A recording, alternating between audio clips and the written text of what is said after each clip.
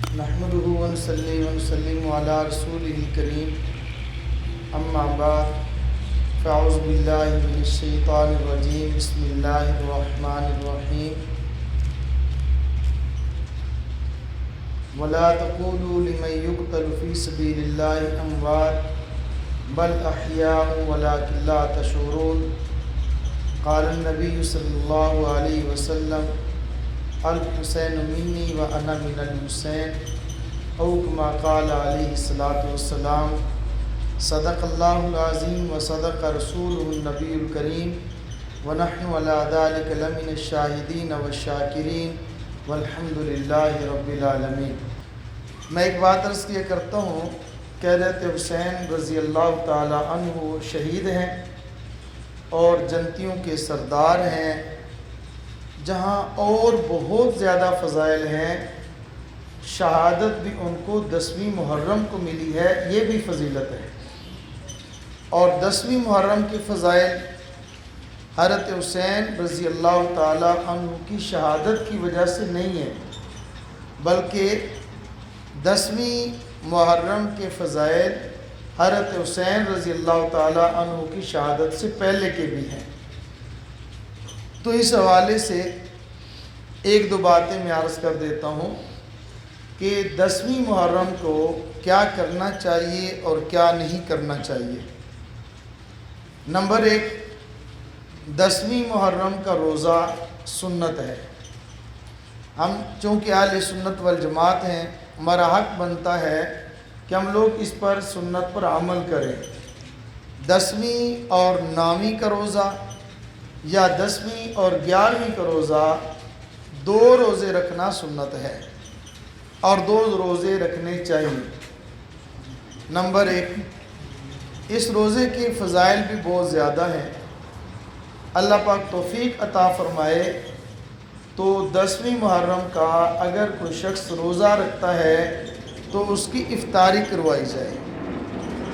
تنبیہ الغافلین کے اندر روایت حضرت فقیہ ابو لیث سمرقندی رحمۃ اللہ علیہ سے ہے، فرماتے ہیں کہ اللہ کے نبی صلی اللہ تعالیٰ علیہ وسلم نے ارشاد فرمایا، جس نے 10ویں محرم کے روزے والے دن 10ویں محرم والے دن کسی ایک شخص کا روزہ افطار کرایا، گویا کہ اس نے میری پوری امت کی افطاری کروا دی، گویا کہ اس نے میری پوری امت کی افطاری کروا دی۔ بہت زیادہ فضیلت ہے۔ اور ایک روایت کے اندر یہ آتا ہے کہ جس شخص نے اپنے گھر والوں پر مال کے خرچ کرنے کے اندر وسعت کی، اللہ پاک اس کے مال میں 1 سال کے لیے وسعت عطا فرما دیں گے۔ اپنے گھر والوں پر، یہ تو اپنے گھر والوں پر خرچ کرنے کی یہ فضیلت ہے۔ اگر کوئی شخص مسکینوں، غریبوں، یتیموں، بیواؤں، دوسرے لوگوں پر خرچ کرے گا تو وہ شاید اس سے بھی زیادہ اللہ تعالیٰ اس کو اجر عطا فرمائیں گے۔ نمبر 1، روزہ رکھنا۔ نمبر 2، افطاری کروانا۔ اور نمبر 3، اپنے گھر والوں پر خرچ کرنے کے اندر وسعت پیدا کرنا۔ یہ 3 کام کرنے والے ہیں۔ روزہ رکھنا سنت بھی ہے، یہ تو شہادت سے پہلے کا ہے، جو اللہ کے نبی صلی اللہ تعالیٰ علیہ وسلم نے اپنی زندگی میں یوم عاشور کے روزہ کے فضائل بیان فرمائے ہیں۔ یہ تو شہادت سے، شہادت حسین رضی اللہ تعالیٰ عنہ سے پہلے کے ہیں۔ میں ایک ذوق عرض کرتا ہوں، جیسے حضرت مولانا نے فرمایا اپنا اپنا ذوق ہوتا ہے، تو میں یہ کہتا ہوں کہ سنت پہلے سے بھی ہے، اور 10ویں محرم کے بعد حسینیت کا تقاضا ہے کہ روزہ رکھا جائے۔ حسینیت کا تقاضا ہے کہ روزہ رکھا جائے۔ وہ کیسے؟ حضرت حسین رضی اللہ تعالیٰ عنہ مشہور روایات کے مطابق، تاریخ کے مطابق، پانی بند ہوا 3 دن، 7 دن، 10 دن، کھانا بند ہوا، کوئی کھانے کو نہیں مل رہا، پینے کو نہیں مل رہا، لیکن جس دن ان کو شہادت مل رہی ہے، کیا وہ کھاتے پیتے جا رہے تھے یا پیاس اور بھوک کی حالت میں تھے؟ پیاس اور بھوک کی حالت میں، روزے کی حالت میں انہوں نے اپنی جان آفرین کے سپرد فرما دی، تو یہ تقاضا بنتا ہے کہ حضرت حسین رضی اللہ تعالیٰ عنہ کی شباہت، ان کی نقل اختیار کی جائے۔ نقل کا بھی تقاضا یہ ہے کہ اس دن روزہ رکھا جائے، اور عقل کا تقاضا یہ بھی ہے کہ اس دن روزہ رکھا جائے۔